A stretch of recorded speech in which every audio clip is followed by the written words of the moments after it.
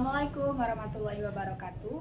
Perkenalkan, saya Prilly Eka Putri, NIM A1C4190009, Fakultas Keguruan dan Ilmu Pendidikan, Prodi Pendidikan Biologi, Universitas Jambi.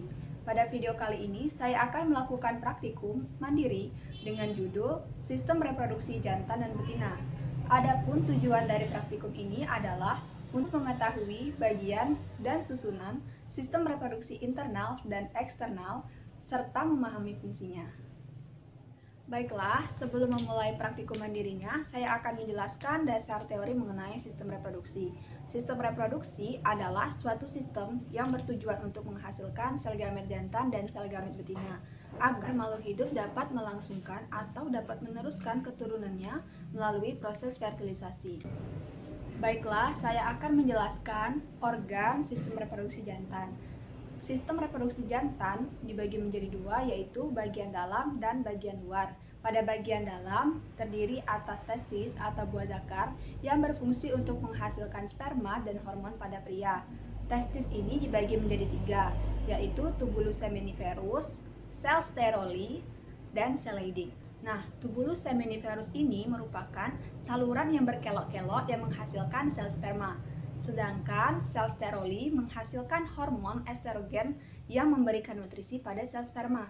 Sedangkan sel Leydig menghasilkan hormon testosteron.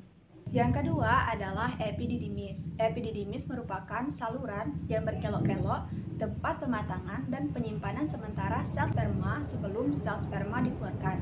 Yang ketiga adalah vas deferens. Vas deferens adalah saluran lurus yang berujung pada kelenjar prostat.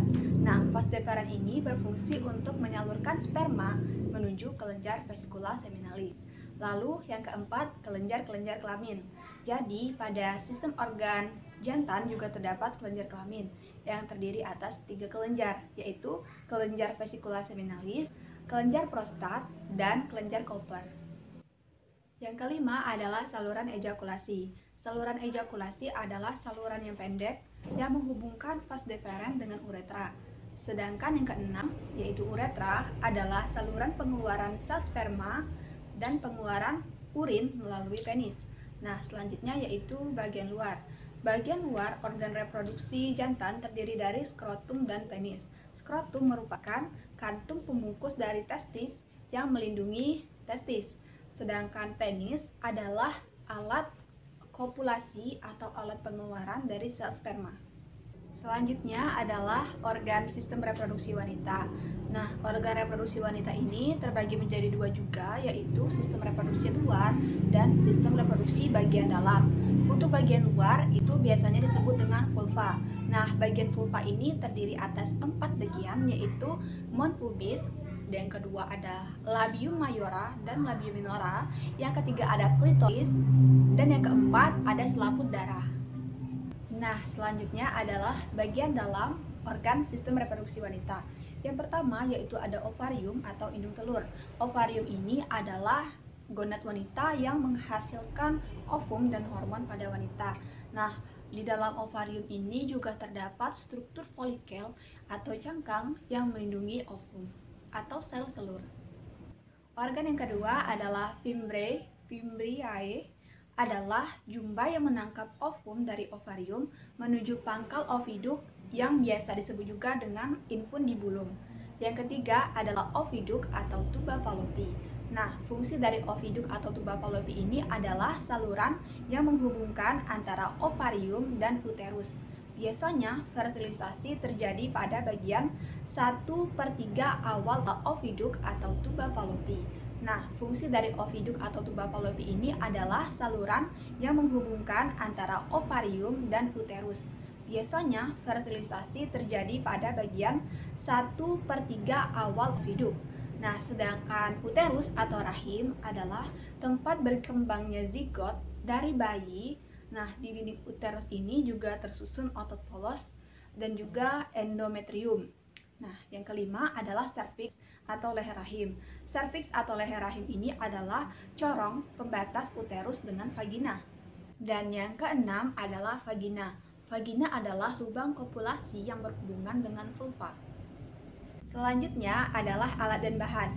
Adapun alat yang digunakan untuk praktikum kali ini adalah pisau yang tajam, nampan atau papan yang dilapisi oleh styrofoam.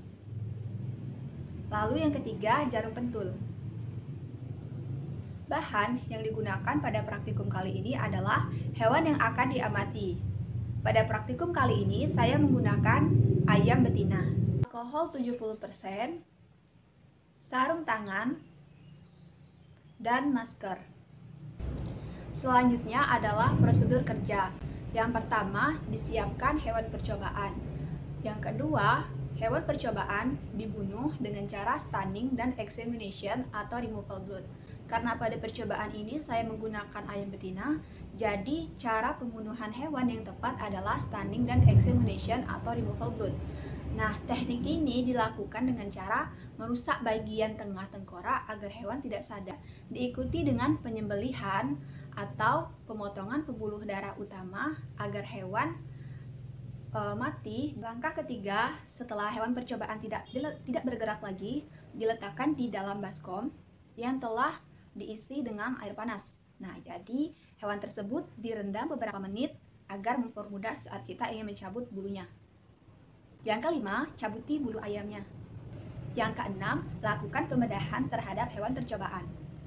Yang ketujuh, diamati organ-organ reproduksi pada hewan percobaan. Yang kedelapan, dicari informasi sebagai penunjang pada saat kita mengamati hewan tersebut.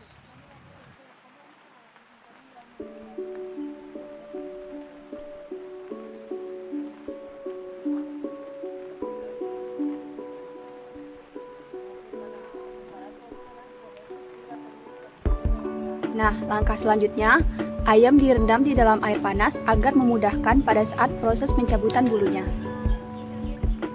Proses selanjutnya adalah pencabutan bulu ayam.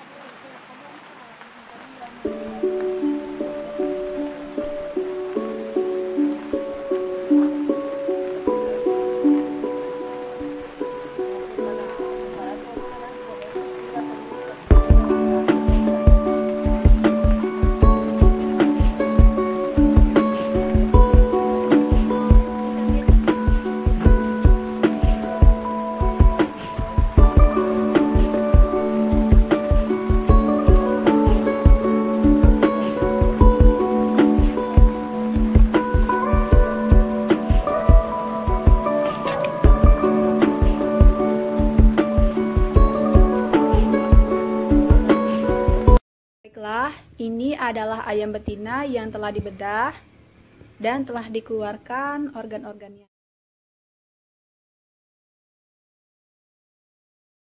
Baiklah, saya akan menjelaskan organ oviduk pada ayam betina. Pada ayam betina, oviduk kanannya bersifat rudimenter. Nah, ini oviduk bagian kanannya. Karena ayam betina yang saya gunakan belum memasuki fase dewasa, jadi kurang terlihat. Berbentuk seperti saluran. Ini adalah oviduk kiri, yaitu saluran reproduksi yang berfungsi. Sedangkan ini adalah usus besar, dan nantinya merupakan bagian dari sistem pencernaan. Jadi ini merupakan saluran dari sistem reproduksi. Ini bagian uterus. Di antara uterus dengan kloaka terdapat vagina. Lalu di bagian bawahnya terdapat kloaka. Ini merupakan sel telur atau folikel sel telur. Berdasarkan literatur yang saya baca, jika ayam telah memasuki fase dewasa, sistem reproduksinya itu terdiri atas ovarium, infundibulum, magnum, istimus, uterus atau shell gland, vagina, dan juga kloaka. Nah, untuk infundibulum sendiri merupakan bagian yang paling depan atau paling karnial dari oviduk yang panjangnya kurang lebih 7 cm. Nah, di dalam infundibulum, kuning telur akan dibungkus memutar oleh lapisan tipis yang disebut dengan albumin. Lalu, pada bagian magnum, memiliki bagian yang panjangnya sekitar 30 cm. Magnum itu berfungsi untuk menghasilkan albumin sehingga memiliki dinding yang tebal dan berlipat. Selanjutnya pada istimus. Pada video saya ini hanya terlihat bagian istimus.